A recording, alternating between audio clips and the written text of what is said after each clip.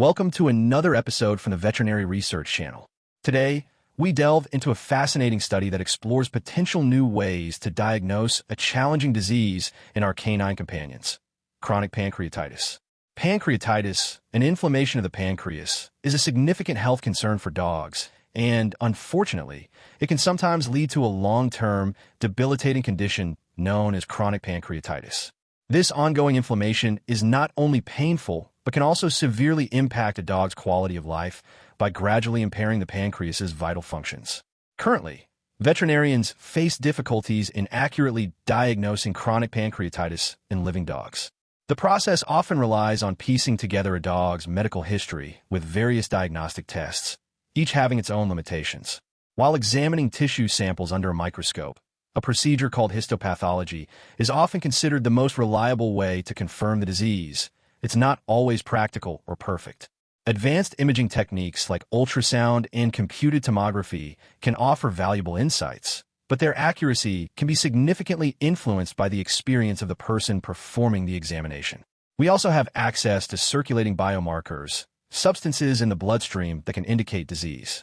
However, the existing biomarkers for pancreatitis in dogs haven't proven to be consistently accurate across all stages of the illness, highlighting a clear need for more reliable diagnostic tools. One of the most commonly used tests measures the level of canine pancreas-specific lipase immunoreactivity, often referred to as canine pancreas-specific lipase. While this test, available in both laboratory and point-of-care formats, is often considered the most sensitive and specific for pancreatitis in dogs, it still has its drawbacks, particularly when it comes to chronic cases. Studies have shown that its ability to detect chronic pancreatitis can be quite variable. Interestingly, in human medicine, small molecules called microRibonucleic acids are emerging as promising and accurate markers for pancreatitis. These tiny ribonucleic acid molecules play crucial roles in regulating various cellular processes. Inspired by these findings in human research, a team of scientists hypothesized that similar changes in circulating microRibonucleic acids might occur in dogs suffering from chronic pancreatitis and could potentially serve as diagnostic biomarkers. To investigate this, they conducted a study to identify and analyze these microRibonucleic acids in dogs with naturally occurring chronic pancreatitis. Now, let's move on to the exciting results of this research. The study involved 17 dogs that had been diagnosed with pancreatitis and a control group of 19 healthy dogs. The diagnosis of pancreatitis in these dogs was carefully reviewed and confirmed by 3 veterinary experts based on established diagnostic criteria. The researchers then extracted microRibonucleic acid from stored blood serum samples and used a sophisticated technique called small ribonucleic acid sequencing to identify and measure the levels of these tiny molecules. This process allowed them to detect reads mapping to a total of 196 different mature microRibonucleic acid sequences. Upon analyzing this vast amount of data, the researchers identified 8 circulating microRibonucleic acids that were significantly different in dogs with pancreatitis compared to the healthy dogs. These differences were statistically significant, showing at least a 2-fold change in their levels and a low false discovery rate, indicating a high degree of confidence in these findings. 4 of these microRibonucleic acids corresponded to the canine genome, meaning they're naturally occurring in dogs. These were named canine microRibonucleic acid 221, canine microRibonucleic acid 222, canine microRibonucleic acid 23A, and canine microRibonucleic acid 205. Intriguingly, 3 of the significantly different microRibonucleic acids mapped to the murine genome, the genome of mice. Murine microRibonucleic acid 484, murine microRibonucleic acid 6240, and murine microRibonucleic acid 101A3P. Finally, one of the microRibonucleic acids showed a match to the human genome, human microRibonucleic acid 1290. Further analysis revealed that the levels of 7 of these 8 microRibonucleic acids were higher in the dogs with pancreatitis, while the level of only one, murine microRibonucleic acid 101A3P, was lower. To understand the potential biological significance of these findings, the researchers used a powerful tool called Ingenuity Pathway Analysis. This analysis suggested that several of these differentially expressed microRibonucleic acids are involved in a common pathway related to pancreatic inflammation. Additionally, a statistical technique called principal component analysis showed that the microRibonucleic acid profiles of the control and pancreatitis groups, while having some overlap, did show overall changes in dogs diagnosed with pancreatitis, with one particular component strongly associated with the presence of the disease. Now, let's discuss the implications of these findings. This study has successfully identified 8 microRibonucleic acids that show significantly different levels in dogs with naturally occurring chronic pancreatitis compared to healthy dogs. This is a promising step forward in the search for more accurate diagnostic biomarkers for this challenging condition. It's interesting to note that previous research that looked at microRibonucleic acids in dogs with induced pancreatitis, often using a substance called Canine to stimulate inflammation, found different sets of microRibonucleic acids to be altered.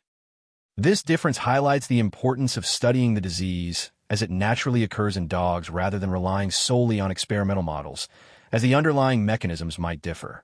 Furthermore, this study focused specifically on chronic pancreatitis, distinguishing it from acute or sudden onset pancreatitis, which may also have a different microRibonucleic acid signature.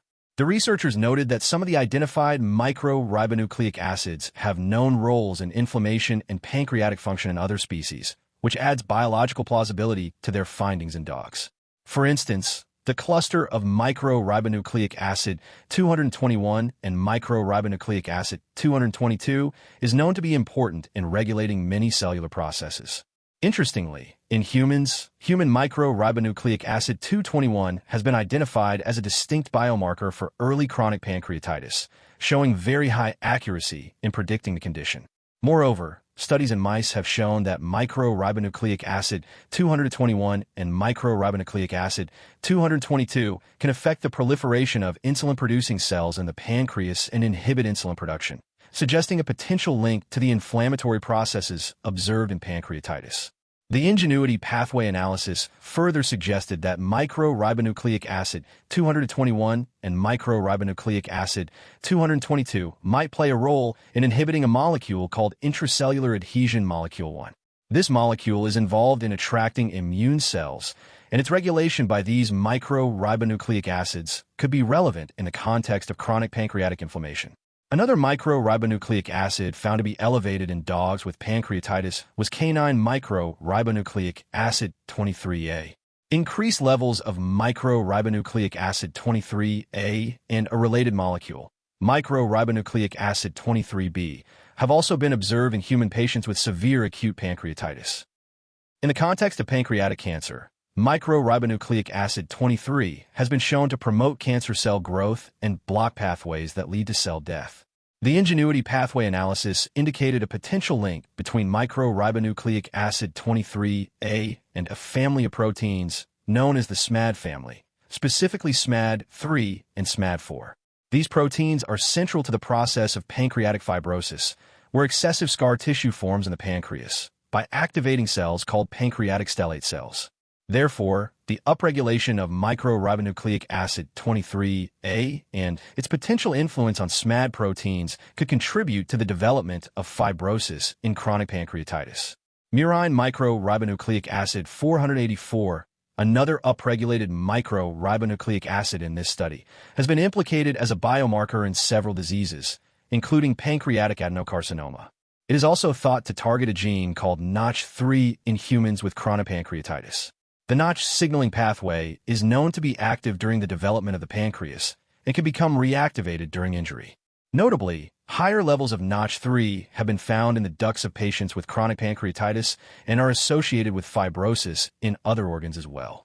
The only microRibonucleic acid that was found to be downregulated in dogs with pancreatitis was murine microRibonucleic acid 101-3P.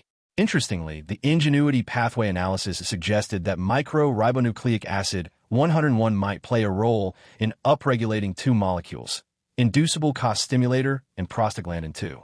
Both of these molecules have been found to be overexpressed in the pancreas of humans with autoimmune pancreatitis and chronic pancreatitis, making microRibonucleic acid 101-3P another potentially relevant target for further investigation in canine pancreatitis. The researchers also acknowledged several limitations to their study. The number of dogs in each group was relatively small, and there is inherent variability among individual dogs. Furthermore, not all dogs in the study had their pancreatitis confirmed by histopathology, and some dogs had other concurrent diseases that could have potentially influenced the results.